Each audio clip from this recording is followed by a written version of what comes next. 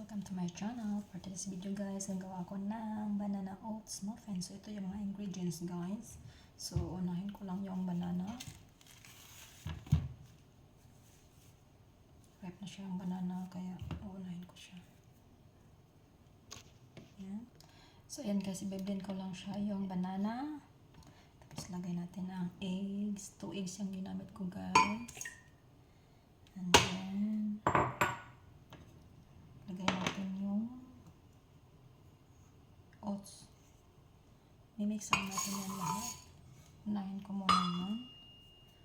Tapos vanilla 1 teaspoon. So ito yung mga cinnamon 1/4. Darling, your smile sets my heart on fire.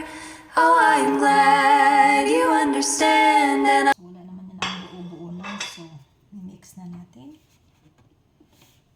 Tapos lalagyan din natin ng yogurt. And then sugar. Optional lang to guys. Depende sa inyo.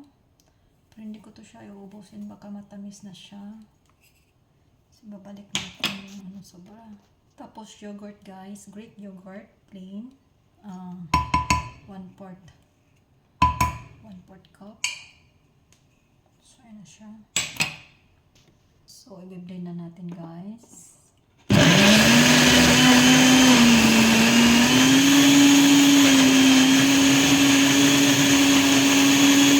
So I add half cup of oats. So yan.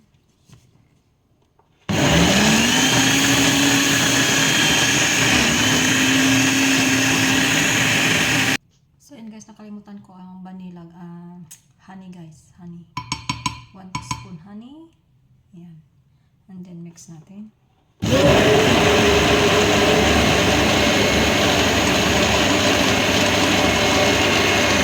Nice. Lagay na natin sa ating baking pan.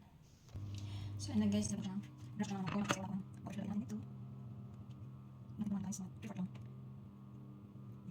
So yun guys, sama natin guys, mag-release yung shoot and pati, ito rin sa akin ko na siya guys. Kasi ako naman ng sense. Para ko lang siya. Diba kasi nalagay ko. Diba siya? So nalagay guys. Guys, kaya guys, nasa na. Sila yung sabi na na. Kasi yung sabi ko, off na easy guys. See? Kaya natin siya guys, nag-iba. Ang hindi ko na.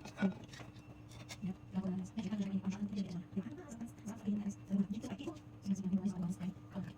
Diba sa akin ko. Ay, sige, sa siya. Nalako ko. Nalako ko. Nalako ko. Sa akin, nalako ko. Na guys, titikman na natin guys. Kanina pa ako takam kumain. So, ang lambot guys, diba? So, unahin natin yung guys, dito kasi ito yung magandang niya. So, bibiyakin natin ang fluffy guys. Oh my god!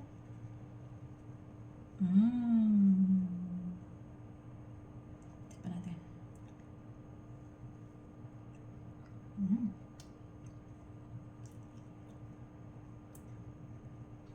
Lambot.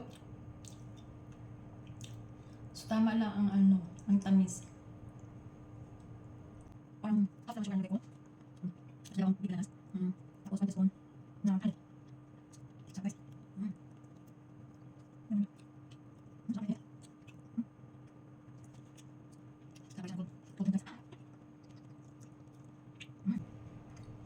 So, na guys, if you want to make this, like this, I will put the recipe in the comment section.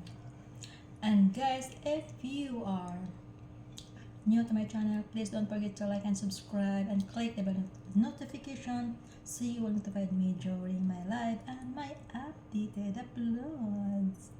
Ayan. Thank you so much guys for watching. Bye!